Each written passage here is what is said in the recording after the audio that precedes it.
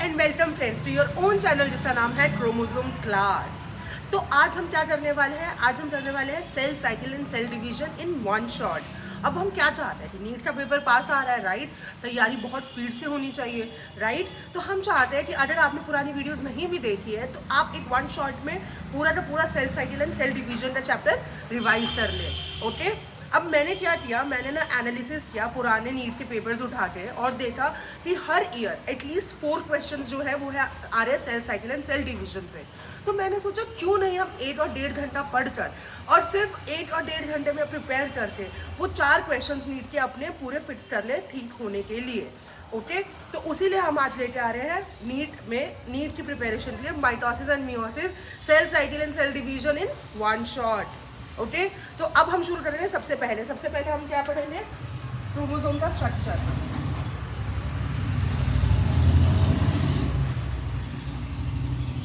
ठीक है, तो क्रोमोसोम कैसा दिखता है? ये होती है टीलोमियर, ये होती है सेंट्रोमियर, ये होती है पी आर्म, ये होती है क्यू आर्म। ये खुद जो सिंगल थ्रेड लाइक स्ट्रक्चर है ये इसको बोलते हैं क्रोमेटिड। क्या बोलते हैं? क्रोमेटिड। और आप देखेंगे एक क्रोमोसोम में 2 क्रोमेटिड एक ही सेंट्रोमियर से अटैच है। जब भी एक सेंट्रोमियर से अटैच है तो उन दोनों को क्या बोलते हैं? Sister chromatids. अब ये क्रोमोसोम होता क्या है? एक थ्रेड लाइक स्ट्रक्चर है जो हमारे न्यूक्लियस में प्रेजेंट है, पर ये बना किस चीज़ से है? तो डीएनए के बारे में तो आप जानते हैं डीएनए के बारे में, राइट? जो डीएनए है वो क्या करता है, डीएनए की लेंथ बहुत बड़ी होती है, ठीक है? तो उसको सेल के अंदर, न्यूक्लियस के अंदर पैक करने के लिए अलग अलग लेवल पे हम पैकेजिंग करते हैं। तो क्या करते हैं, डीएनए के साथ एक हिस्टोन प्रोटीन्स आते हैं। वो हिस्टोन प्रोटीन्स क्या करते हैं, वो हिस्टोन प्रोटीन्स अपने ऊपर डीएनए को रैप करते हैं और बना लेते हैं न्यूक्लियोसोम। न्यूक्लियोसोम बना लेते हैं। फिर न्यूक्लियोसोम क्या करता है, एक और H1 हिस्टोन प्रोटीन है, उसके साथ मिलकर क्या बनाता है, 30 नैनोमीटर कॉम्पैक्ट क्रोमेटिन फाइबर बनाता है। ये क्रोमेटिन फाइबर क्या करता है, लूप्स बना लेता है कुछ प्रोटीन्स की हेल्प से, स्कैफोल्ड बना लेता है और फाइनली एक कंडेंसिंग प्रोटीन की हेल्प से क्रोमोसोम का फॉर्मेशन करता है।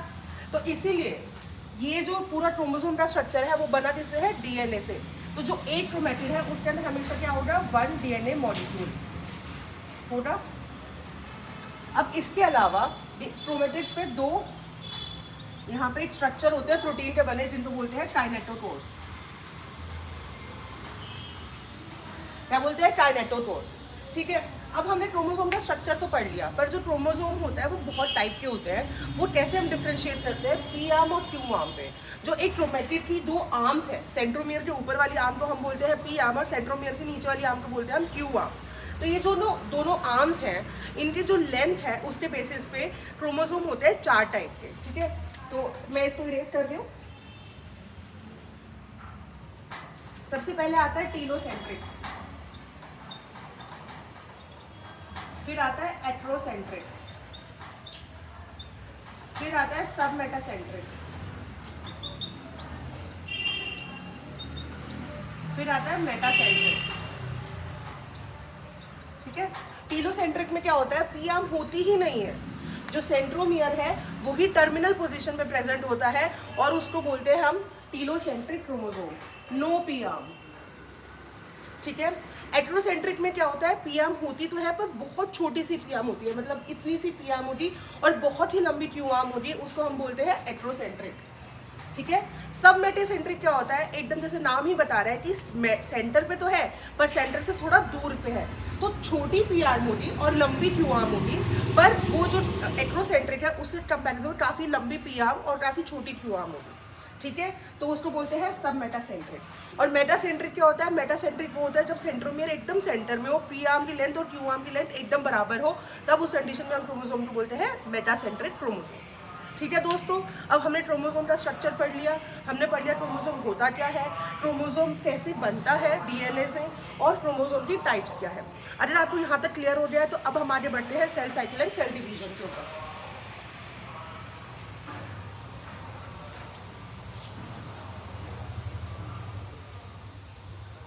अब हम देखते हैं कि सेल साइकिल और सेल डिवीजन होता क्या है। अब ये एक सेल है, ठीक है, ये न्यूक्लियस है, ये सेल है, ये साइटोप्लाज्म है।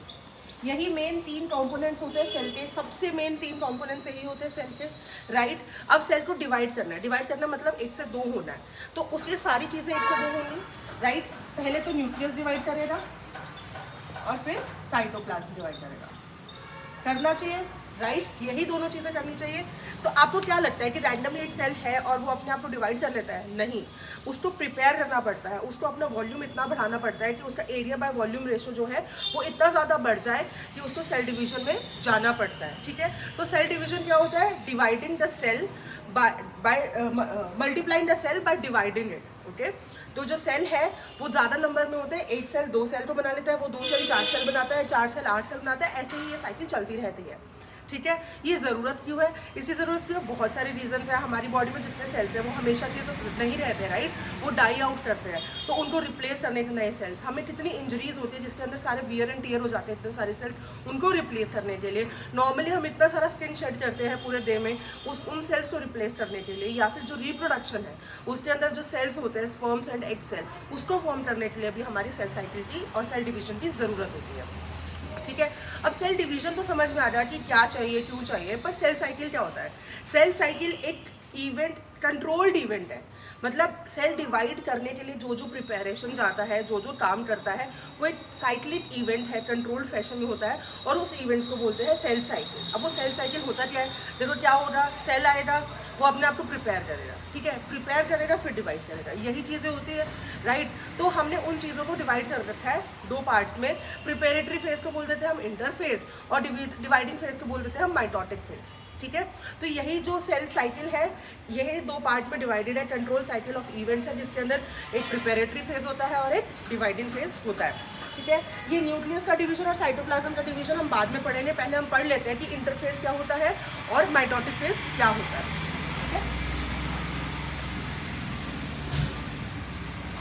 तो क्या होता है cell cycle? Controlled cycle of events that occur for cell division। जैसे आपको याद हो रहा, मैंने जो वीडियोस बढ़ाई थी उसके अंदर एक एग्जांपल दिया था, शादी का एग्जांपल। अरे जैसे शादी होती है तो क्या होता है, शादी का दिन तो 1 या 2 दिन का होता है, राइट, पर उसके शादी की जो प्रिपरेशन चलती है वो 1 महीने 2 महीने 3 महीने से शुरू हो जाती है, करेक्ट। तो ऐसे ही सेल में होता है कि जो सेल है वो अपने आप को प्रिपेयर ज़्यादा टाइम के लिए करता है और जो डिवीजन है वो थोड़े टाइम के लिए होता है, ठीक है। तो जो प्रिपेरेटरी फेज है उसको हम बोल देते हैं इंटरफेज, और जो डिवाइडिंग फेज है उसको बोल देते हैं हम माइटोटिक फेज, ठीक है। ये 95% ड्यूरेशन के लिए होता है और ये 5%। जैसे अगर एक ह्यूमन सेल है वो 24 आवर्स में डिवाइड करता है तो 23 आवर्स तो उसका इंटरफेज ही जाता है, और जो माइटोटिक फेज है वो सिर्फ 1 आवर के लिए रहता है, ठीक है। तो वही जैसे शादी में होता है, तैयारी तो बहुत टाइम के लिए चलती है, पर जो असली में शादी वाला दिन होता है वो 1 या 2 दिन का होता है, राइट, सेम वे में। अब ये होता है प्रिपेरेटरी फेज और ये होता है डिवाइडिंग फेज, ठीक है। मैं लिख नहीं रही आपको, आपको समझ में आ गया कि इंटरफेज क्या होता है। अब इंटरफेज को भी हमने 3 पार्ट्स में डिवाइड किया हुआ है, G1 phase, S phase, G2 phase. अब G1 फेज क्या होता है? अब मैंने आपको बताया साइक्लिक इवेंट है, राइट, तो एक साइकिल से चलती रहती है। क्या होता है कि जब सेल डिवाइड कर जाता है, सेल डिवाइड करता है उसको बोलते हैं एम फेज, और बाकी पार्ट को क्या बोलते हैं? इंटरफेज। सेल क्या करता है जब डिवाइड कर जाता है, डिवाइड करने के बाद वो फिर से इंटरफेज में एंटर कर जाता है। तो अभी सेल को डिवाइड हुआ है, सेल का साइज छोटा है, सेल ने प्रॉपर ग्रोथ करनी है, तो सब काम कहाँ होते हैं? G1 फेज में। Cell grows, become metabolically active, ठीक है, उस फेज में क्या होता है? सेल का ग्रोथ होता है, फाइन। जब G1 फेज आता है, और इसको हम गैप 1 फेज भी बोलते हैं, और इस फेज के बाद आता है S फेज। एस फेज बहुत इंपॉर्टेंट है, एस फेज का नाम ही सिंथेसिस फेज है। क्यों? क्योंकि इसके अंदर डीएनए जो होता है हमारा, जो क्रोमोसोम होते हैं उसका रेप्लिकेशन होता है। नंबर ऑफ क्रोमोसोम सेम रहते हैं पर जो डीएनए कंटेंट है वो डबल हो जाता है। मेरे कहने का क्या मतलब है कि एक सेल होता है, जैसे ह्यूमन सेल में 46 क्रोमोसोम्स होते हैं, राइट, तो अगर ऐसे कुछ थ्रेड लाइक स्ट्रक्चर्स हमारी बॉडी में हमारे सेल में 46 पाए जाएंगे, करेक्ट। जब एस फेज आता है वो क्या कर जाता है? डुप्लीकेट कर जाता है, ऐसे बन जाते हैं, ठीक है। तो ये जो है ये हो गया एस फेज में सिंथेसिस फेज, यहाँ पे क्या होगा, डीएनए का रेप्लिकेशन या डुप्लीकेशन। अगर मान लो पहले सेल के अंदर 2C कंटेंट था डीएनए का, अब क्या हो जाएगा 4C हो जाएगा।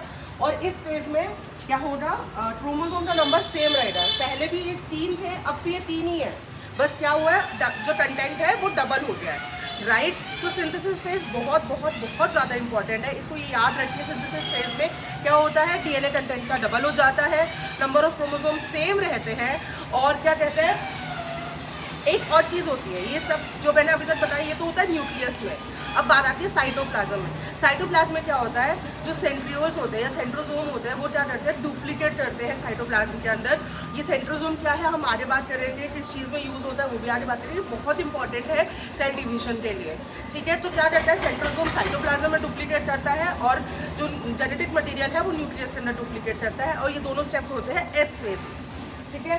अब एस फेज आ गया, तो जो गैप है एस फेज से लेकर डिवीजन तक के बीच का, उसको बोलते हैं हम G2 फेज और गैप 2 फेज। इसके अंदर क्या होता है, इसके अंदर जो प्रोटीन्स चाहिए, जो सामान चाहिए हमको सेल डिवीजन में जाने के लिए, वो सारी चीज़ें सिंथेसाइज होती है। सेल मेटाबॉलिज्म काफ़ी एक्टिव रहता है G2 फेज में, और G2 फेज होने के बाद सेल एंटर कर जाता है M फेज या डिवाइडिंग फेज में। समझ गए आप। अब इन तीनों स्टेजेस के अलावा इंटरफेज में एक और स्टेज होती है जिसको बोलते हैं हम G0 स्टेज। वो जीनेट स्टेज क्या होती है, ये है क्यूसेंट स्टेज बोलते हैं इसको।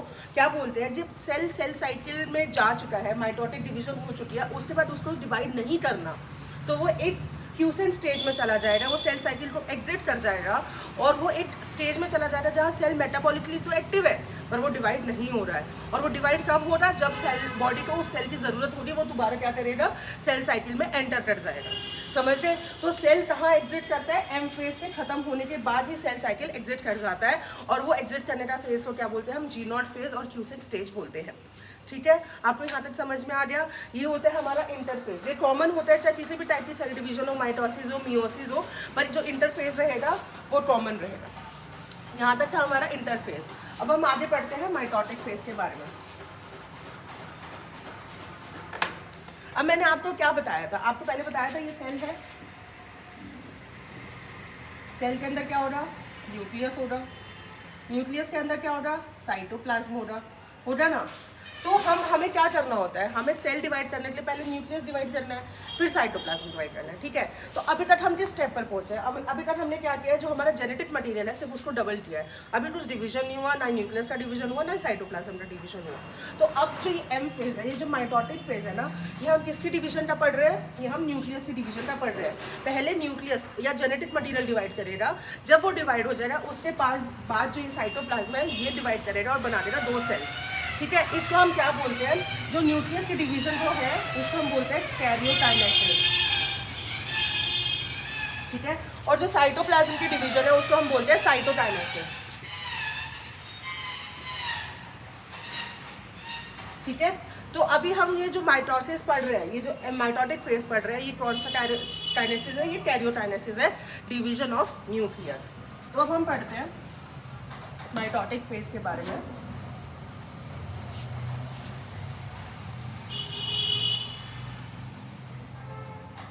ये जो माइटोटिक फेज है ना, इसको बोलते हैं कैरियोकाइनेसिस, बोलते हैं कैरियोकाइनेसिस। ये कैरियोकाइनेसिस कहाँ किस टाइप के होते हैं, 2 टाइप के होते हैं, माइटोसिस एंड मियोसिस होते हैं। अब ये माइटोसिस और मियोसिस क्या चीज़ है, ये क्यों 2 टाइप का है। अब क्या होता है, हमारे बॉडी में जो सेल्स हैं, अगर उनको रिपेयर करना है, इंजर्ड सेल्स हैं उनको रिप्लेस करना है, डेड आउट सेल्स हैं उनको रिप्लेस करना है, या फिर ग्रोथ करनी है, तो होती है माइटोसिस, ठीक है। उसका रीज़न आप एंड तक समझ जाएंगे क्यों। मियोसिस कब होती है, मियोसिस होती है रिप्रोडक्शन के टाइम पे, जब हमें रिप्रोड्यूस करना होता है, या फिर हमारी बॉडी में रिप्रोडक्शन सेल्स है, लाइक एग सेल्स है, स्पर्म सेल्स है, वो किस डिवीजन से फॉर्म होते हैं, वो होते हैं मियोसिस से फॉर्म होते हैं। वो क्यों, वो हम बाद में समझेंगे। अभी हम पहले माइटोसिस पे फोकस करते हैं कि माइटोसिस होता क्या है, उसके अंदर क्या क्या चीज़ें होती है, कौन कौन से फेजेज आते हैं, सेल किस प्रोसेस के थ्रू जाता है, ठीक है। तो सबसे पहले हम पढ़ते हैं माइटोसिस। माइटोसिस क्या होती है, इक्वेशनल डिवीजन होती है। इक्वेशनल डिवीजन का मतलब क्या है, अब मेरे को एक बात बताओ, ये सेल है, ठीक है। अब मैंने शुरू से अज्यूम कर लिया जो सेल है ना उसके अंदर क्रोमोसोम प्रेजेंट है, ठीक है। वैसे तो वो क्रोमेटिन फाइबर की फॉर्म्स में होता है, कंडेंस होकर क्रोमोसोम बनाता है, पर हम अज्यूम कर रहे हैं कि वो क्रोमोसोम की फॉर्म में प्रेजेंट है। ये एक इनिशियल सेल है, इसके अंदर ये 3 क्रोमोसोम है, ठीक है। अब आफ्टर सेल डिवीजन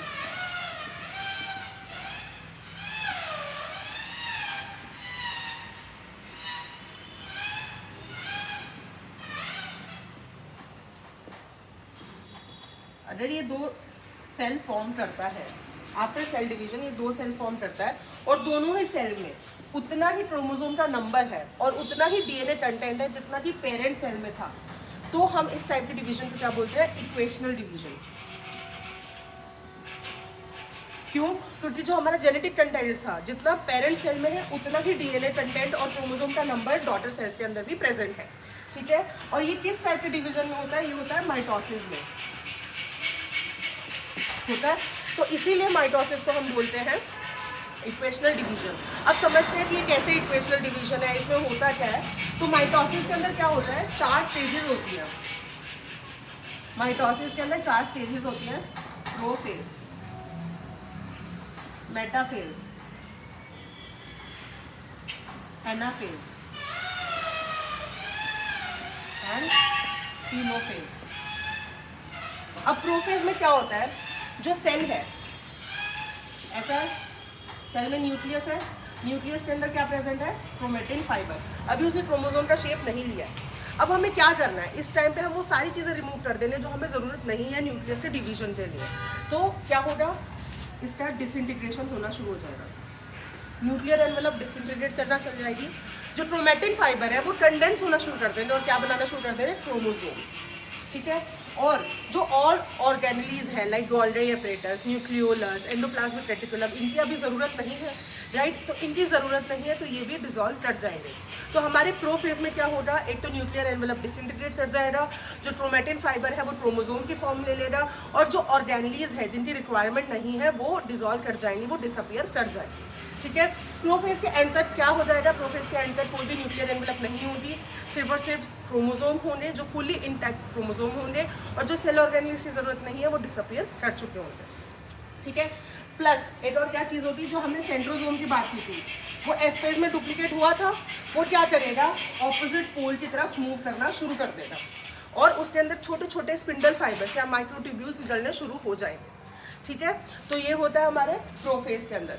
अब प्रोफेज में ये हो गया। मेटाफेज में क्या होता है?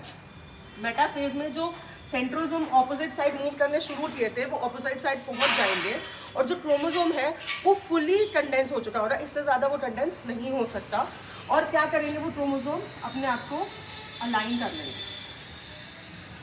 प्लस क्या करेंगे? ये जो हमने काइनेटोकोर्स पढ़ा था ना क्रोमोसोम के स्ट्रक्चर में, वो काइनेटोकोर्स क्या करेंगे? वो अटैच हो जाएंगे स्पिंडल फाइबर से, हो जाएंगे।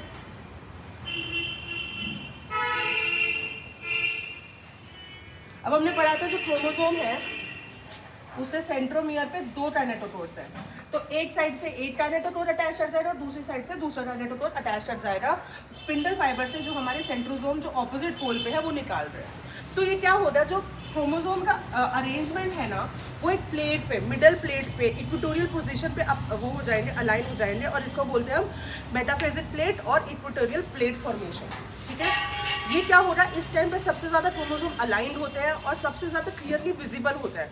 तो मेटाफेज एक ऐसी स्टेज है, बेस्ट स्टेज है, जिसके अंदर हम माइक्रोस्कोप में देख सकते हैं क्रोमोसोम्स को फुली इंटैक्ट, ठीक है। तो ये होता है मेटाफेज में। अब आपने देख लिया कि ये दोनों काइनेटोकोर्स से अटैच कर रहे हैं स्पिंडल फाइबर्स। अब क्या होगा? अब हमें इनको सेपरेट करना है। सेपरेट कहाँ होगा? वो होगा एनाफेज में। एनाफेज में सेपरेट होने शुरू हो जाएंगे। कैसे होंगे? सेंट्रोमियर जो है, जो सिंगल सेंट्रोमियर है, वो सिस्टर क्रोमेटिड्स के बीच में स्प्लिट कर जाएगा और वो क्या करेगा? वो मूव करेगा ऑपोजिट पोल की तरफ। अब क्योंकि वो सेंट्रोमियर से ही अटैच थे, काइनेटोकोर से अटैच थे ना, तो काइनेटोकोर और सेंट्रोमियर आगे आगे रहेगा और जो क्रोमेटिड्स हैं, जो आर्म्स हैं, वो पीछे पीछे वॉक करके और ऑपोजिट पोल्स की तरफ मूव करना शुरू कर देंगे। इस स्टेज पे क्या हुआ? जो नंबर ऑफ क्रोमोसोम है वो भी आप देखेंगे, जो नॉर्मल सेल है उसे डबल हो गया, राइट, और सेपरेशन हो गया, पर सेल अभी भी सिंगल ही है। अब क्या होगा टेलोफेज में? टीलोफेज में ऑपोजिट होगा जो कि हमारे प्रोफेज में होता है। प्रोफेज में क्या होता है, कंडेंसेशन होता है, राइट, न्यूक्लियर एनवेलप डिसइंटीग्रेट कर जाती है। टीलोफेज में क्या होगा, जो ऑपोजिट पोल पे भी मूव कर जाएंगे, न्यूक्लियर एनवेलप रीअपीयर कर जाएगी, क्रोमैटिन जो क्रोमोसोम है वो डीकंडेंस करके क्रोमैटिन फाइबर फॉर्म कर लेंगे और एक सिंगल सेल के अंदर 2 nucleus with chromatin fibre present होंगे। ठीक है, ये होता है हमारे माइटोसिस में। माइटोसिस में क्या स्टेजेस हैं, 4 स्टेजेस हैं, prophase, metaphase, anaphase, telophase. Prophase में क्या होता है, कंडेंसेशन ऑफ क्रोमोसोम होता है, सेंट्रोसोम ऑपोजिट साइड मूव करना शुरू कर देते हैं और न्यूक्लियर एनवेलप और जो जितने सेल ऑर्गेनेल्स हैं जिनकी ज़रूरत नहीं है वो डिसइंटीग्रेट कर जाते हैं। ठीक है, मेटाफेज में क्या होता है, मेटाफेज में जो सेंट्रोसोम है वो स्पिंडल फाइबर रेडिएट कर रही होती है, वो स्पिंडल फाइबर जाके क्रोमोसोम के काइनेटोकोर से अटैच कर जाते हैं। 8 सेंट्रोमियर पे 2-2 काइनेटोकोर्स होते हैं, वहाँ पे जाके वो अटैच कर जाते हैं और अपने आप को अलाइन कर लेते हैं इक्वेटोरियल पोजीशन पे। इस पोजीशन को बोलते हैं मेटाफेजल प्लेट या इक्वेटोरियल प्लेट। ठीक है, इस टाइम पे हम सबसे ज़्यादा अच्छे से क्रोमोसोम को ऑब्जर्व कर सकते हैं। में क्या होता है, एनाफेज में फाइनली जो सेंट्रोमियर है वो स्प्लिट कर जाते हैं, एक दूसरे से अलग हो जाते हैं और सेंट्रोमियर और उससे साथ का जो क्रोमेटिड होता है वो ऑपोजिट साइड को ऑपोजिट पोल की तरफ मूव करना शुरू कर देता है। ठीक है, एनाफेज में हो गया। टीलोफेज में क्या हो गया, अब 2 एरियाज बन गए जहाँ पे वो जो जेनेटिक मटेरियल है वो है और वो अब क्या करेगा, एकदम ऑपोजिट ऑफ प्रोफेज होगा, डीकंडेंसेशन होना लग जाएगा क्रोमोसोम का, वो क्रोमैटिन फाइबर बना लेगा, न्यूक्लियर एनवेलप रीअपीयर कर जाएगी, न्यूक्लियोलस रीअपीयर कर जाएगा, तो एकदम ऑपोजिट जो प्रोफेज में होता है उसका ऑपोजिट हो जाएगा टीलोफेज में। ठीक है, अब अभी तक हमने क्या डिस्कस किया था, हमने कहा था पहले न्यूक्लियस डिवाइड करेगा फिर साइटोप्लाज्म डिवाइड करेगा। तो माइटोसिस का ये जो 4 फेजेज है इसके अंदर न्यूक्लियस ने डिवाइड कर चुके हैं। अब बात है साइटोप्लाज्म के डिवीजन की, उसको हम क्या बोलते हैं, साइटोकाइनेसिस बोलते हैं। ये ना साइटोकाइनेसिस जो होता है एनिमल सेल में और प्लांट सेल में डिफरेंट तरीके से होता है। क्यों, एनिमल सेल में कोई सेल वॉल नहीं होती, राइट, पर प्लांट सेल में सेल वॉल होती है, हमें वो भी कंसिडर करनी पड़ेगी। तो एनिमल सेल में क्या करता है, कॉन्ट्रैक्टाइल रिंग बना लेता है।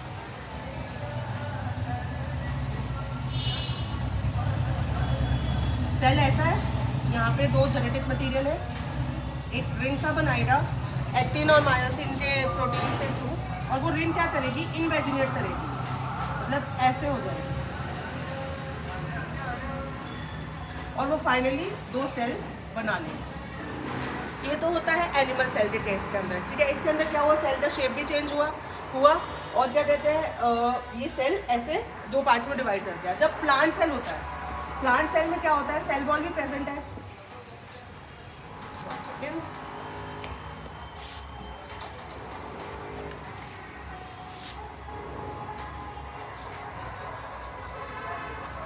ये प्लांट सेल है, इसमें सेल वॉल है, यहाँ पे 2 एरिया में न्यूक्लियस प्रेजेंट है। तो यहाँ पे क्या होता है, जो स्पिंडल फाइबर्स डिसअपियर किए थे जो उस टाइम पे प्रेजेंट थे सेल डिवीजन के टाइम पे, उनका और कुछ और प्रोटीन्स मिलके एक लेयर सी बना लेते हैं, इसको बोलते हैं फ्रेगमोप्लास्ट।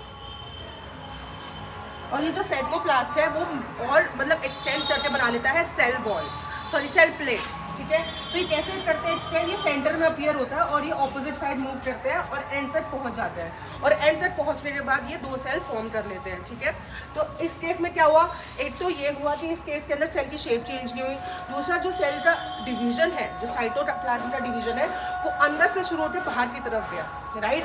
पर एनिमल सेल में क्या होता है, कॉन्ट्रैक्टाइल रिंग फॉर्मेशन होती है, सेल वॉल इसमें प्रेजेंट नहीं होता।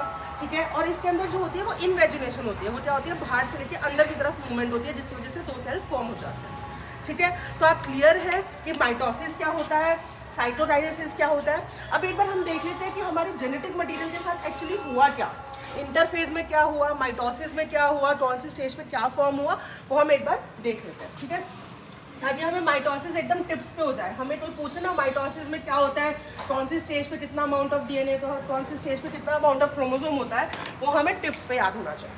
ठीक है, अब मैं एक सेल अज्यूम कर रही हूँ जिसके अंदर शुरू से 3 क्रोमोसोम है। ठीक है, 3 क्रोमोसोम है, ये नॉर्मल सेल है, मैं क्रोमोसोम की फॉर्म में अज्यूम कर रही हूँ। और कोई सेल है जिसके अंदर कोई साइटोप्लाज्म वगैरह कुछ भी प्रेजेंट नहीं है, बस 3 क्रोमोसोम प्रेजेंट है। ठीक है, ये है हमारा पेरेंट सेल।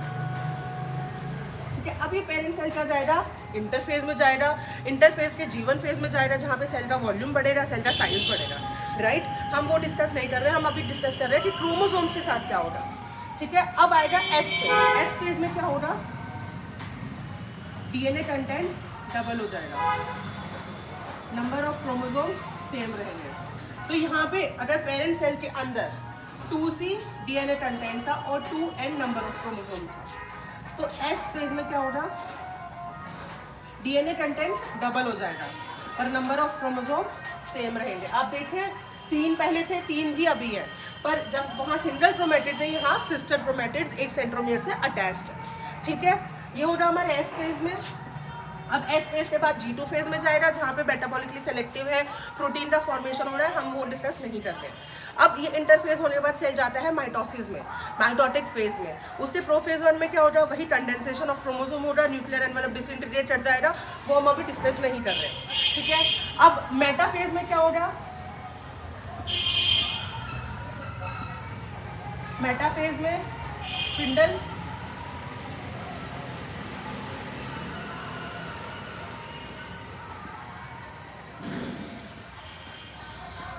ऐसे अलाइन कर जाएंगे क्रोमोसोम इक्वेटोरियल पोजीशन पे अलाइन कर जाएंगे।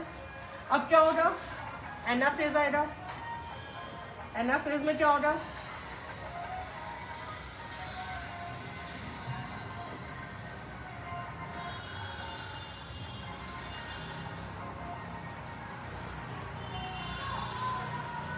एनाफेज में क्या होगा, सेपरेशन ऑफ सिस्टर क्रोमैटिड्स होगा। तो याद रखिए माइटोसिस के एनाफेज में क्या होगा, सिस्टर क्रोमैटिड्स सेपरेट हो जाएंगे। ये बहुत इंपॉर्टेंट है, ये याद रखिए।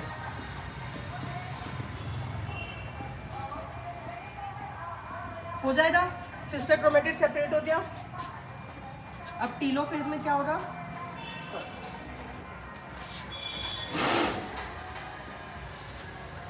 टीलोफेज में ये उधर जाके डीटेंडेंस कर जाएंगे।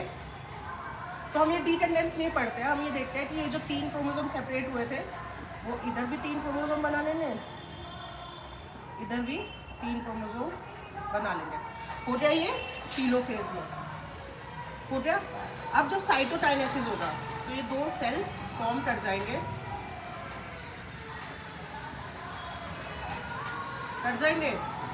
और दोनों सेल में कितने होंगे, नंबर ऑफ क्रोमोसोम 3 रहेंगे और डीएनए कंटेंट कितना हो जाएगा, हाफ हो जाएगा। तो अगर मैं हर एक स्टेज की बात करूं तो हम देखते हैं कि डीएनए कंटेंट कितना है, 4C, number of chromosome 2N पूरे सेल में।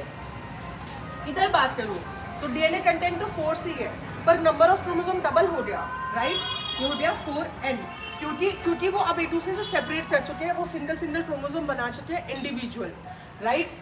टीलोफेज में भी क्या रहेगा, 4C 4N। इसमें क्या हो जाएगा, इसमें दोबारा से 2C 2N 2C 2N, क्योंकि वो इक्वेशनली डिवाइड कर गया 2 सेल्स के अंदर। तो हमारे पेरेंट सेल में कितना था, 2C 2N, हमारे 2 डॉटर सेल्स में कितना हुआ, 2C 2N। तो आपको क्लियर है कि सेल के अंदर जो क्रोमोसोम है उसके साथ किस टाइप का प्रोसेस होता है, किस स्टेप पे उसके अंदर कितने नंबर ऑफ क्रोमोसोम होते हैं, किस स्टेप पे उसमें कितना अमाउंट ऑफ डीएनए होता है, ये आपको क्लियर हो गया। ये होता है हमारा माइटोसिस में। माइटोसिस के अंदर जब सेल डिवाइड कर जाता है, टीलोफेज आ जाता है, सॉरी न्यूक्लियस डिवाइड कर जाता है, कैरियोकाइनेसिस हो जाता है, तो साइटोकाइनेसिस के थ्रू ये 2 सेल फॉर्म कर लेता है। ये तो हुआ हमारा माइटोसिस। अब आप ये सोचिए कि ये जो माइटोसिस है ये कब रिक्वायर्ड है, क्या ये जब जेनेटिक मटेरियल, जब ये रिप्रोडक्शन सेल्स जैसे एग सेल या स्पर्म बनाना होता है उसमें यूज़ होता है, नहीं। उसमें क्यों यूज़ नहीं होता, मैं आपको समझाती हूँ।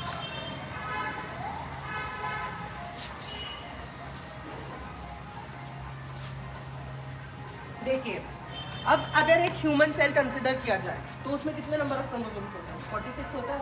अगर अब मैं माइटोसिस से ही एग और स्पर्म सेल्स बना दूं तो एग में कितने होंगे, 46, स्पर्म में कितने होंगे, 46।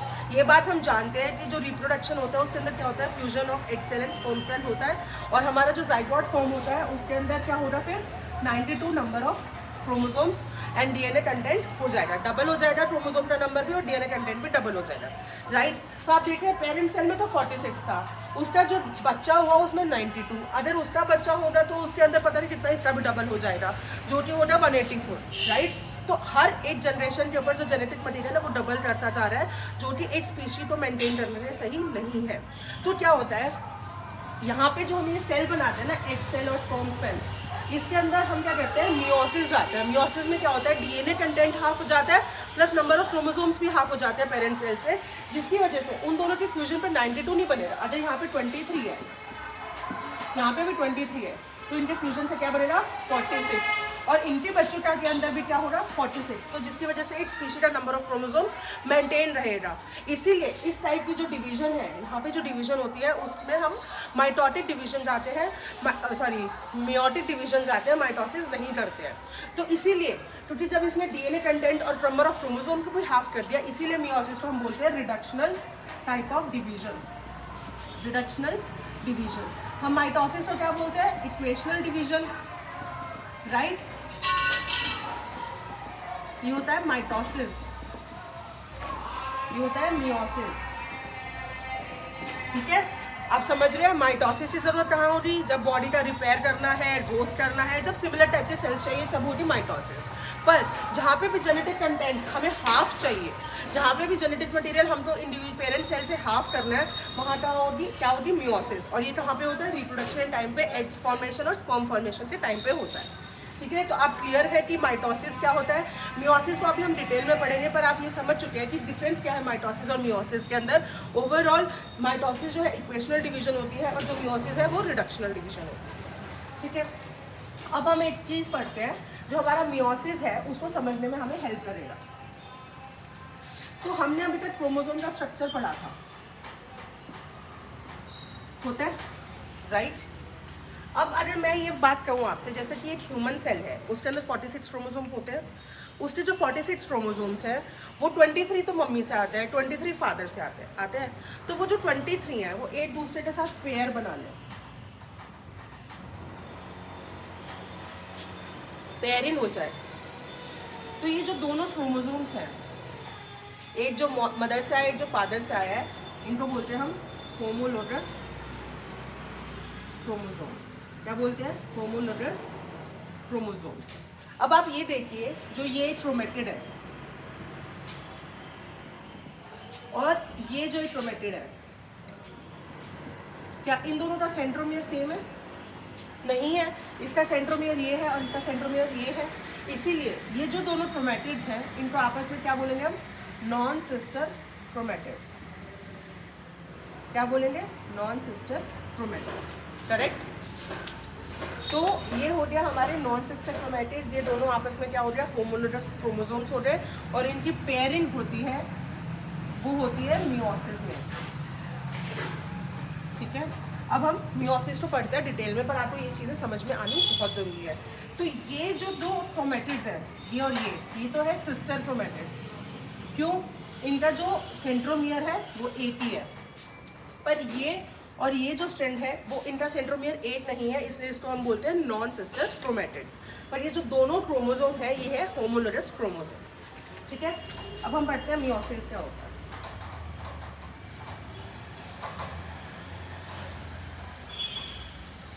क्या होता है ना, जो मियोसिस है वो भी दो पार्ट्स में डिवाइडेड है, दो साइकिल्स में डिवाइडेड है, मियोसिस 1 एंड मियोसिस 2, ठीक है।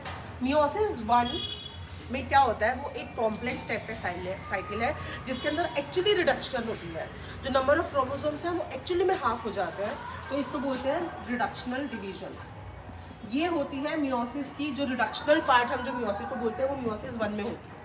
जो मियोसिस 2 है वो एकदम सिमिलर है माइटोसिस के लिए, तो इस पार्ट को हम बोल देते हैं इक्वेशनल डिवीजन। क्या बोल देते हैं?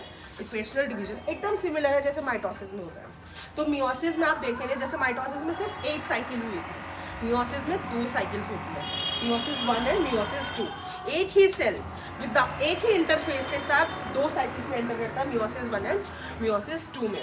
ये बहुत ज़रूरी है उसके लिए। अब हम जानते हैं कि क्या होता है, ठीक है। तो मियोसिस 1 में भी वही 4 स्टेजेस है जो माइटोसिस में थी, प्रोफेज, मेटाफेज, एनाफेज, टेलोफेज, ठीक है।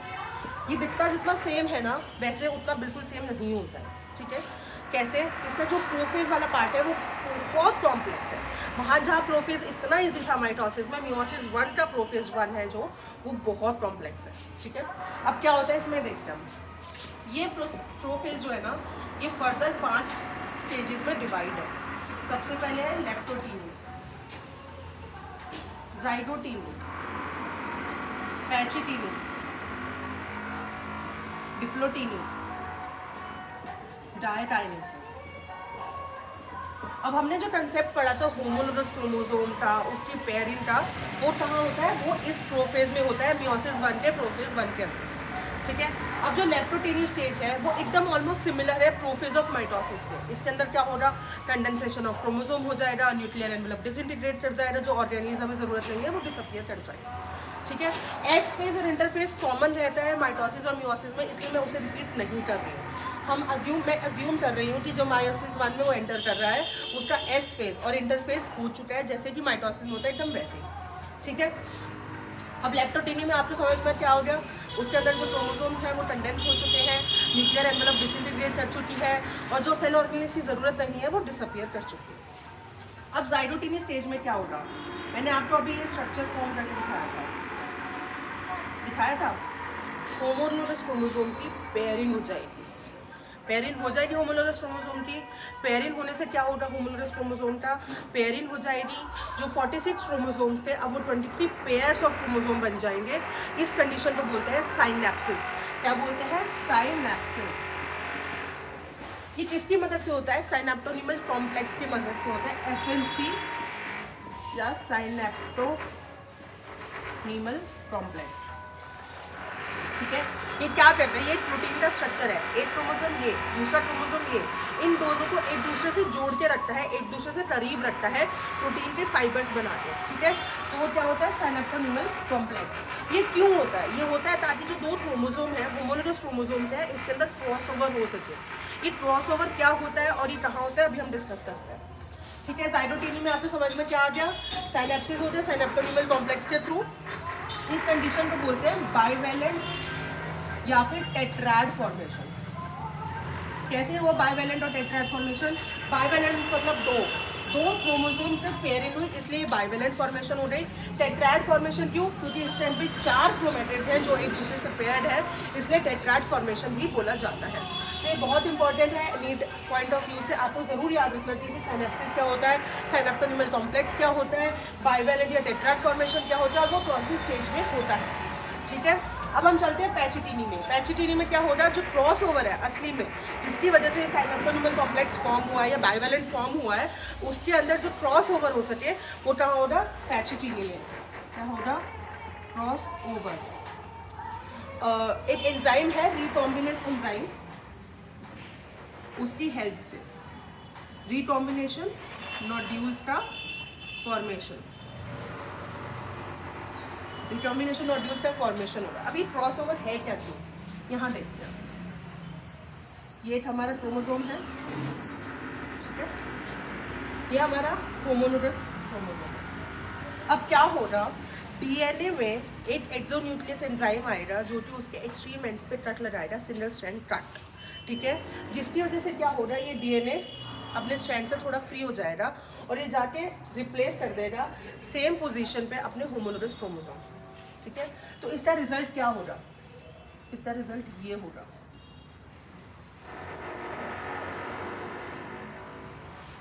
क्या हुआ? जो इतनी सेगमेंट है डीएनए की वो हट गई और वो जाके इस क्रोमोसोम में जुड़ गई, और जो इस क्रोमोसोम की उतनी ही सेगमेंट है वो इस क्रोमोसोम में आके जुड़ गई। ये क्या हो गया? क्रॉस ओवर, क्रॉसिंग हो गई दोनों क्रोमोसोम के बीच में, ठीक है। तो ये कहाँ होती है? ये होती है पैचिटिनी स्टेज में। रिकॉम्बिनेस एंजाइम की फॉर्मेशन की हेल्प से नोड्यूल्स फॉर्म हो जाते हैं, रिकॉम्बिनेशन नोड्यूल्स फॉर्म हो जाते हैं और फिर क्रॉसओवर हो जाता है। ये किसके बीच में होता है? ये होमोलोगस क्रोमोसोम्स के बीच में होता है, नॉन सिस्टर क्रोमैटिड्स के बीच में होता है रिकॉम्बिनेशन, ठीक है, क्रॉसओवर बोलते हैं इसको। इसके क्या फ़ायदे हैं? आप एक बात देखिए, जब भी आप एक ह्यूमन है, राइट, ह्यूमन भी इवॉल्व कर रहे हैं, बाकी स्पीशीज़ भी इवॉल्व कर रही है, वो न्यू कॉम्बिनेशन कहाँ से आएंगे? वो यहीं से ही आएंगे। इस टाइप के डिवीजन, इस टाइप की सेल की डिवीजन या रिकॉम्बिनेशन की वजह से न्यू कॉम्बिनेशंस बनते हैं जो एनवायरनमेंट में सस्टेन करने के लिए ज़्यादा कैपेबिलिटी रख सकते हैं, हो सकता है ज़्यादा कैपेबिलिटी रखें, पर डिफरेंट काइंड ऑफ कॉम्बिनेशंस बनेंगे, इसी से तो इवोल्यूशन आएगा, राइट। तो ये जो क्रॉसओवर है बहुत इंपॉर्टेंट पार्ट प्ले करता है इवोल्यूशन लाने के लिए, ठीक है। अब क्रॉसओवर हो गया, अब एक बात बताइए, एसएनसी बना था ताकि वो दोनों होमोलोगस क्रोमोसोम आपस में जुड़े रह सके, पास पास रह सके, ताकि उसमें क्रॉसओवर हो जाए। अब वो क्रॉसओवर हो गया पैचिटिनी स्टेज में, तो अब आप सोचिए डिप्लोटेनी स्टेज में क्या होगा, एसएनसी डिसॉल्व हो जाएगा, डिसॉल्व हो जाएगा। तो इन दोनों क्रोमोसोम्स के बीच में जहाँ पे वो जो स्ट्रक्चर बना था वो डिसॉल्व हो गया, पर लेकिन जिस एरिया में क्रॉस ओवर हुआ है वहाँ तो ये एक दूसरे से अभी भी अटैच्ड है ना, और वो अटैचमेंट की वजह से ये एक्स शेप स्ट्रक्चर बना लेंगे, जिसको बोलते हैं कियास्मेटा फॉर्मेशन।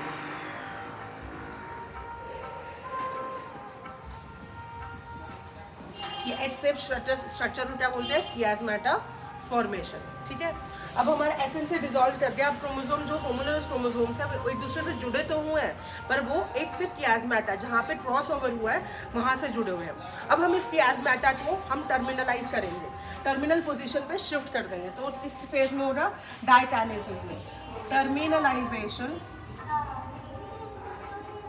ऑफ कियास्मेटा। ठीक है, कियास्मेटा का टर्मिनलाइजेशन हो गया। अब at the end of prophase 1 of meiosis 1 हमें क्या मिला, एक दो क्रॉस ओवर होमोलोगस क्रोमोसोम्स जो एक दूसरे से टर्मिनली अटैच्ड है। ठीक है, ये हमें मिलेगा at the end of prophase 1 of meiosis 1। अब क्या होगा, मेटाफेज में सिमिलर टाइप के प्रोसेस होंगे। इसके अंदर क्या होगा, जो होमोलोगस क्रोमोसोम एक दूसरे से अटैच्ड है वो इक्वेटोरियल पोजीशन पे अलाइन कर लेंगे और मेटाफेजिक प्लेट पे अलाइन कर लेंगे। उनके जो स्पिंडल फाइबर्स है, माइक्रोट्यूब्यूल्स है, जो सेंट्रोसोम्स है, वो जाके उनके रिस्पेक्टिव काइनेटोकोर से अटैच कर जाएंगे। ठीक है, एनाफेज में क्या हो रहा है, एनाफेज में फिर से वही होगा, क्या होगा, वो एक दूसरे को खींचेंगे और सेपरेशन हो जाएगा। पर ये बात बिल्कुल ध्यान रखिए, मियोसिस 1 के एनाफेज 1 के अंदर क्या सेपरेट हो रहा है, नॉन सिस्टर क्रोमेटिड सेपरेट हो रहे हैं, होमोलोगस क्रोमोसोम सेपरेट हो रहे हैं। अभी कोई भी सिस्टर क्रोमेटिड सेपरेट नहीं हो रहा, सिर्फ और सिर्फ होमोलोगस क्रोमोसोम या फिर जो बोलते हैं नॉन सिस्टर क्रोमेटिड्स वो सेपरेट होंगे एनाफेज 1 ऑफ मियोसिस 1। ठीक है, फिर टीलोफेज में क्या होगा, टीलोफेज में वही होगा, वो दोनों एक्सट्रीम एंड पे चले जाएंगे, डीकंडेंस होना शुरू कर देंगे, न्यूक्लियर एनवेलप डेवलप होना शुरू कर जाएगी, जो सेल ऑर्गेनेल्स की जरूरत है वो भी डेवलप करना शुरू कर जाएगी। ठीक है, अब हमारी मियोसिस 1 हो गई है। मियोसिस 1 के बाद क्या होगा, साइटोकाइनेसिस होगा, और मियोसिस 1 के बाद हमें जो सेल्स मिलेंगे वो 2 सेल्स मिलेंगे। ठीक है, दोनों सेल में क्या है, half the number of chromosome of parent cell. ये हम डिस्कस करेंगे, अभी आप सिर्फ प्रोसेस समझ लीजिए, हम देखेंगे कि क्रोमोसोम के साथ हुआ क्या, कैसे क्या चीज़ हुई अलग से। पहले आप ये समझ लीजिए कि हर स्टेज में होता क्या है। ठीक है, अब मियोसिस 1 के एंड पे हमें 2 सेल्स मिल रहे हैं जिसके अंदर जो क्रोमोसोम का नंबर है वो हाफ हो चुका है, पर डीएनए कंटेंट है वो पेरेंट सेल जितना ही है। वो कैसे है वो मैं आपको बाद में समझाऊंगी।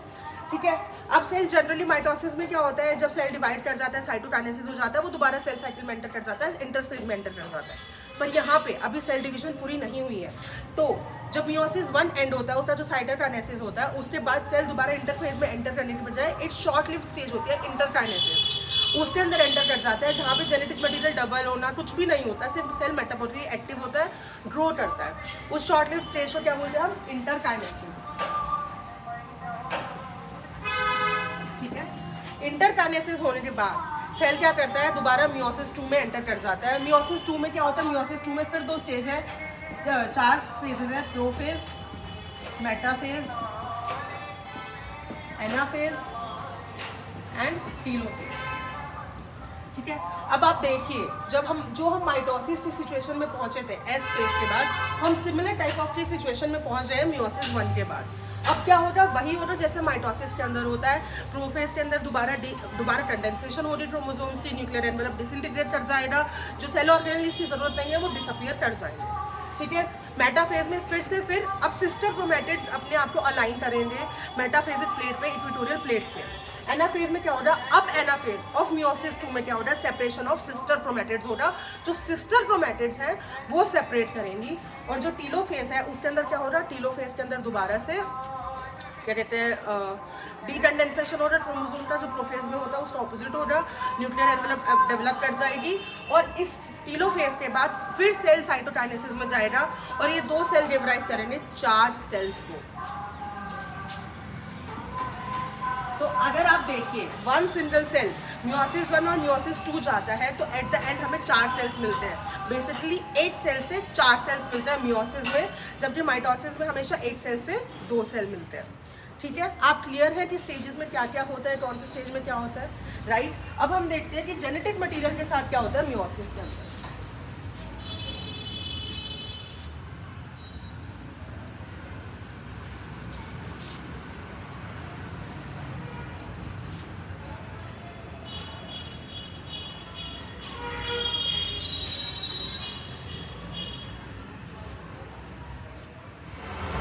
तो देखिए क्या होता है, ये हमारा पेरेंट सेल है, ठीक है। पेरेंट सेल में क्या है, हम अज्यूम कर लेते हैं 4 क्रोमोसोम। ये जो 2 है वो फादर से आए हैं और ये जो 2 है वो मदर से आए हैं, ठीक है। मैं सेल नहीं देख रही, मैं कुछ भी नहीं देख रही, मैं सिर्फ और सिर्फ क्रोमोसोम देख रही हूँ और आपको ये बताने वाली हूँ कि इन क्रोमोसोम्स के साथ क्या होता है हर स्टेज के मियोसिस में, ठीक है। अब इसके अंदर आएगा एस फेज, ठीक है। अब हम अज्यूम कर लेते हैं कि यहाँ पे जो डीएनए कंटेंट है वो 2n है और नंबर 2c है और जो नंबर ऑफ क्रोमोसोम्स है वो 2n है, ठीक है। एस फेज में क्या होगा, डुप्लीकेशन होगा किसका, डीएनए का, नंबर ऑफ क्रोमोसोम्स सेम रहेंगे, ठीक है। ये हो गया एस फेज में। अब एस फेज के बाद क्या आएगा, मियोसिस 1, ठीक है। मियोसिस 1 का क्या आएगा सबसे पहले, प्रोफेज 1, ठीक है। प्रोफेज 1 का सबसे पहले क्या आएगा, देखो मैं लेप्टोटीनी स्टेज नहीं डिस्कस कर रही है कि उसके अंदर क्या होता है, जो क्रोमोसोम का होता है वो कंडेंसेशन ही होता है, ठीक है। तो मैं उस स्टेज को डिस्कस नहीं कर रही। अब उसके बाद जो आता है जाइगोटिनी स्टेज में उसको डिस्कस कर रही हूँ। उसमें क्या होगा, पेयरिंग ऑफ होमोलोगस क्रोमोसोम हो जाएगा,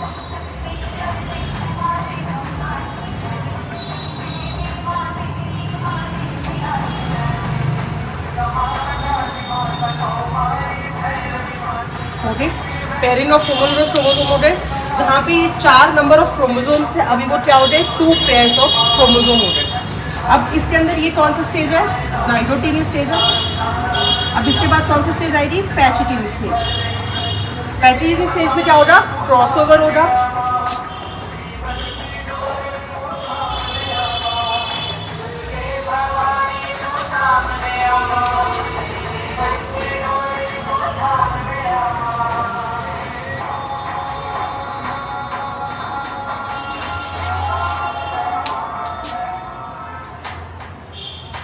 हो गया। ये क्या हुआ, इतने मटेरियल से यहाँ पे क्रॉसओवर हो गया, यहाँ पे भी क्रॉसओवर हो गया।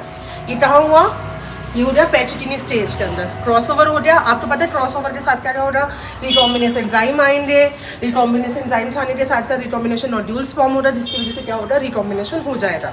और जाइगोटिनी में क्या हो रहा, जाइगोटिनी में साइनेप्टोनिमल कॉम्प्लेक्स की वजह से साइनेप्सिस फॉर्म हो रहा, बाइवैलेंट एंड टेट्रावैलेंट फॉर्मेशन हो जाएगा, ठीक है। अब डिप्लोटीनी स्टेज में क्या होगा, डिप्लोटीनी स्टेज में तो जो एसेंसी है वो डिसॉल्व कर जाएगा और क्या बना लेगा, कियास्मेटा बना लेगा। मैं उसमें क्रोमोसोम का स्ट्रक्चर नहीं दिखा पा रही हूँ क्योंकि जो एसेंस से डिसॉल्व हुआ है वो मैं आपको शो नहीं कर पाऊँगी, ठीक है।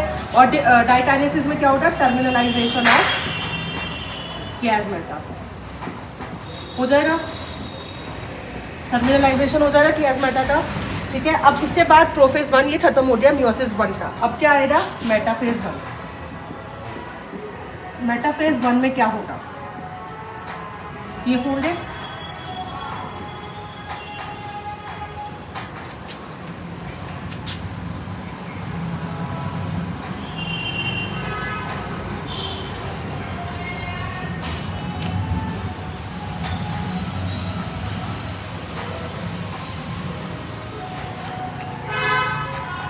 कि अभी भी इसके अंदर कियास्मेटा फॉर्मेशन जो है टर्मिनल पोजीशन पे एक दूसरे से अटैच्ड है, ठीक है। सिमिलर वे में यहाँ पे होगा,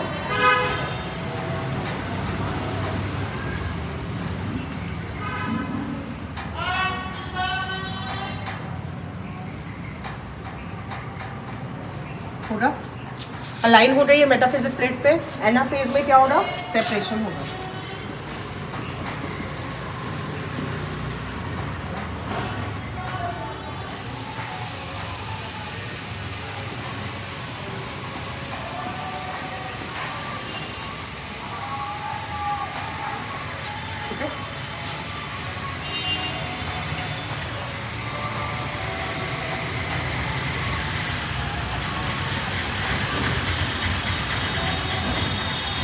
ये एक सेल में हो गया। एनाफेज में क्या सेपरेट हुआ, मियोसिस 1 के एनाफेज 1 के अंदर क्या सेपरेट हुआ, होमोलोगस क्रोमोसोम एक दूसरे से सेपरेट हो गए और जो सिस्टर क्रोमैटिड्स हैं वो अटैच रही और नॉन सिस्टर क्रोमैटिड्स एक दूसरे से सेपरेट हो गए। अब इसके बाद टीलोफेज आएगा और साइटोकाइनेसिस होगा। तो हमारे रिजल्टेंट क्या होंगे, 2 सेल,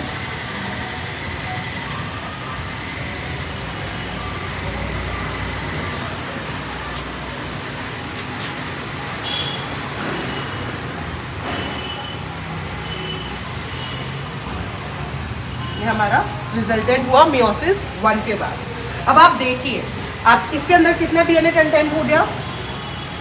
अब यहाँ देखिए डीएनए कंटेंट क्या था, 4 क्रोमैटिड्स। यहाँ पे एक सेल के अंदर क्या है, अभी भी 4 क्रोमैटिड्स प्रेजेंट हैं, तो जो डीएनए कंटेंट है वो सेम रहा। नंबर ऑफ क्रोमोसोम्स कितने थे, 4। यहाँ नंबर ऑफ क्रोमोसोम्स कितने हैं, 2।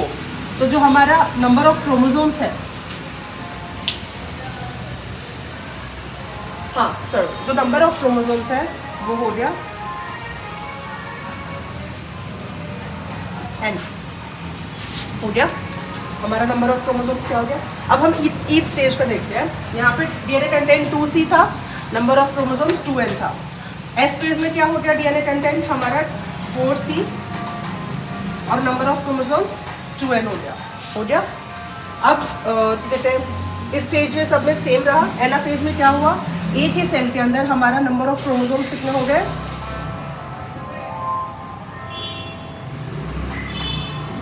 4n, ठीक है।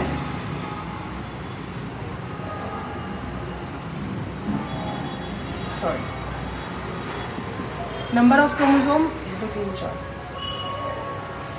2n और जो जेनेटिक मटेरियल है वो भी कितना रहा, 1 2 3 4 5 6 7 8, वो कितना रहा, 4C, ठीक है। और यहाँ पे क्या हो गया, हमारा जो डीएनए कंटेंट है वो वापस आ गया कितना, 2C पे आ गया।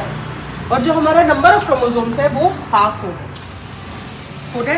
पेरेंट सेल में जितना नंबर ऑफ क्रोमोसोम था उसका हाफ नंबर ऑफ क्रोमोसोम हो गया, पर जितना डीएनए कंटेंट था उतना ही डीएनए कंटेंट मियोसिस 1 के एंड पे रहा, ठीक है। आपको ये समझ में आ गया अब तक। अब इसके बाद क्या होगा, मियोसिस 2 होगा। मियोसिस 2 के प्रोफेज में कुछ डिस्कस करने की जरूरत नहीं है, मेटाफेज में कुछ डिस्कस करने की जरूरत नहीं है। एनाफेज में क्या होगा, ये जो सिस्टर क्रोमैटिड्स हैं ये भी स्प्लिट कर जाएंगे और हमें एंड में मिलेंगे 4 सेल, जिसके अंदर एक में ऐसे होगा, एक में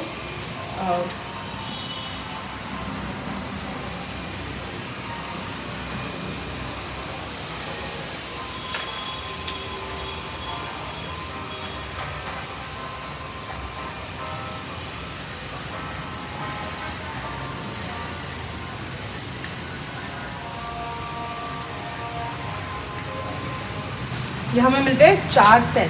अब इन 4 सेल का आप नेट देखिए तो यहाँ पे क्या हुआ, नंबर ऑफ क्रोमोसोम्स जो n हुए थे वो उतने रहे, 2 थे, 2 है, पर जो डीएनए कंटेंट है वो हाफ हो गया और क्या हो गया, C, राइट। अब इन चारों सेल के नंबर ऑफ क्रोमोसोम्स n है और डीएनए कंटेंट C है, और जो हमारा पेरेंट सेल में था उसमें नंबर ऑफ क्रोमोसोम कितने थे, 2n, और number of content of DNA कितना था, 2C। यहाँ पे क्या हुआ, नंबर ऑफ क्रोमोसोम्स हो गए n और डीएनए कंटेंट हो गया C। इसका मतलब पेरेंट सेल से 4 सेल्स ऐसे फॉर्म हुए जिसके अंदर जो डीएनए कंटेंट है, नंबर ऑफ क्रोमोसोम्स है, वो हाफ हो गया है, ठीक है। यहाँ पे 2C था, 2n था, यहाँ पे C और n है 4 सेल्स के अंदर। तो क्या हुआ मियोसिस में क्या हुआ, reduction of number of chromosome as well as DNA content. Number of cells कितने डिवाइस किए, 4 सेल डिवाइस किए। नंबर ऑफ साइकिल कितनी है मियोसिस में, 2 साइकिल्स है, मियोसिस 1 और मियोसिस 2। मियोसिस 1 को हम रिडक्शनल डिवीजन कहते हैं, क्यों, क्योंकि वहाँ पे नंबर ऑफ क्रोमोसोम्स हाफ हो जाते हैं, ठीक है। और क्या कहते हैं, मियोसिस 2 को क्या बोलते हैं, इक्वेशनल डिवीजन बोलते हैं, क्योंकि वो माइटोसिस की तरह ही है, ठीक है। तो ऐसा ही ये जो साइकिल है ये पूरा डिपिक्ट करता है मियोसिस को। समझ गए, क्लियर है कि क्या हुआ मियोसिस के अंदर, माइटोसिस के अंदर। अब आप मुझे एक बात बताइए, अगर जो मियोसिस है या माइटोसिस भी है, जब सेल साइटोकाइनेसिस ना जाए तो क्या होगा, क्या होता जाएगा, एक सेल है, इसमें एक न्यूक्लियस है, डीएनए कैरियोकाइनेसिस के बाद क्या होगा, एक सेल 2 न्यूक्लियस हो जाएंगे, पर साइटोकाइनेसिस नहीं हो रहा है, फिर क्या होगा, एक सेल 4 न्यूक्लियस हो जाएंगे। तो क्या होगा, सेल तो एक ही रहेगा पर नंबर ऑफ न्यूक्लियस बढ़ते जाएंगे, तो इस कंडीशन को क्या बोलते हैं, मल्टी न्यूक्लिएट कंडीशन बोलते हैं, ठीक है। इन एनिमल्स इसको सिंसीटियम फॉर्मेशन भी बोलते हैं, जहाँ पे कैरियोकाइनेसिस तो हो रहा है, पर कैरियोकाइनेसिस साइटोकाइनेसिस कैरियोकाइनेसिस के बाद नहीं हो रहा है। इस कंडीशन को हम बोलते हैं सिंसीटियम फॉर्मेशन और मल्टीन्यूक्लिएट फॉर्मेशन। तो अब दोस्तों आप मुझे एक बात बताइए, हमने माइटोसिस पढ़ लिया, मियोसिस पढ़ लिया, सेल डिवीजन पढ़ लिया, सेल साइकिल पढ़ लिया, सब चीज़ें हमने ओवरऑल पढ़ ली है सेल डिवीजन के अंदर जो हमें कवर करनी चाहिए। पर कुछ पॉइंट्स ऐसे हैं जो आपको हमेशा ध्यान में रखने चाहिए। सबसे पहले तो आपको क्या ध्यान में रखना चाहिए, सबसे पहले आपको ध्यान में रखना चाहिए कि इंटरफेज जो है वो मोस्ट टाइम के लिए होता है, जो माइटोटिक फेज़ है वो छोटे ड्यूरेशन के होता है। ठीक है। इंटरफेज का जो एस फेज़ है उसके अंदर क्या होता है, डीएनए कंटेंट डबल होता है, नंबर ऑफ क्रोमोसोम सेम रहते हैं, प्लस क्या होता है जो सेंट्रोजोम है वो रेप्लिकेट कर जाता है। ठीक है। उसके बाद आपको क्या याद रखना चाहिए, जो माइटोसिस है, माइटोसिस के अंदर जो मेटाफेज है उसके अंदर क्या होता है, इक्वेटोरियल प्लेट का फॉर्मेशन होता है, जो क्रोमोसोम्स है वो अपने आप को इक्वेटोरियल पोजीशन पे अलाइन कर लेते हैं। ठीक है। एनाफेज ऑफ माइटोसिस में क्या होता है, separation of sister chromosomes. Fine.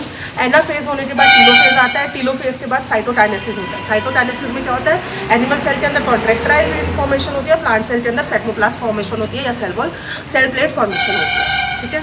ये चीज़ें आपको ध्यान रखनी चाहिए माइटोसिस में। अब माइटोसिस के बाद आपको मियोसिस में क्या ध्यान रखना चाहिए, मियोसिस में आपको मियोसिस 1 का पूरा प्रोफेज ध्यान रहना चाहिए कि लेप्टोटीनी स्टेज में क्या होता है, जाइगोटीनी स्टेज में क्या होता है, पैचेटीनी स्टेज में क्या होता है, डिप्लोटीनी स्टेज में क्या होता है और डायटेनिस स्टेज में क्या होता है। ठीक है। उसके बाद आपको ये याद रखना चाहिए कि जो मियोसिस 1 का एनाफेज 1 है उसमें क्या सेपरेट होता है, होमोलोगस क्रोमोसोम सेपरेट होते हैं, नॉन सिस्टर क्रोमैटिड सेपरेट होता है। ठीक है। उसके बाद आपको क्या ध्यान रखना चाहिए, आपको ये ध्यान रखना चाहिए कि मियोसिस 1 के एंड में जो होता है नंबर ऑफ क्रोमोसोम्स हाफ हो जाते हैं, पर जो डीएनए कंटेंट है वो सेम ही रहता है पेरेंट सेल के कंपैरिजन में। ठीक है। और मियोसिस 2 क्या होती है, उस मियोसिस 2 होती है इक्वेशनल डिवीजन, उसके मेटाफेज उसके एनाफेज में क्या होता है, सिस्टर क्रोमैटिड सेपरेट होती है। और मियोसिस 2 के एंड में हमें 4 सेल्स मिलते हैं, उन चारों सेल्स में जो नंबर ऑफ क्रोमोसोम्स है और जो डीएनए कंटेंट है वो पेरेंट सेल से दोनों हाफ हो जाता है। पर मियोसिस 1 का जो एंड प्रोडक्ट था उसके कंपैरिजन में क्या होता है, मियोसिस 2 के एंड प्रोडक्ट में नंबर ऑफ क्रोमोसोम्स तो सेम रहते हैं पर डीएनए कंटेंट हाफ कर जाता है। हमने क्या किया, 2 स्टेप्स किए, एक में पहले क्रोमोसोम का नंबर हाफ किया, सेकंड स्टेप में डीएनए का कंटेंट हाफ किया, जिससे जो हमारा रिजल्टेंट आया उसके अंदर दोनों ही नंबर ऑफ क्रोमोसोम्स भी हाफ है और डीएनए कंटेंट भी हाफ है। ये होता है मियोसिस में। तो ये कुछ पॉइंट्स हैं जो आपको बिल्कुल याद रहने चाहिए, आपके टिप्स पे होने चाहिए, जिसकी वजह से आपका ये चैप्टर है वो पूरी तरह कवर हो जाएगा, क्लियर हो जाएगा। फिर भी अगर आपको कोई भी डाउट है, कोई भी क्वेरी है तो प्लीज़ हमारे कमेंट सेक्शन में ज़रूर मेंशन कीजिए ताकि हम आपको हेल्प कर सकें इस चैप्टर को समझने के लिए। ठीक है।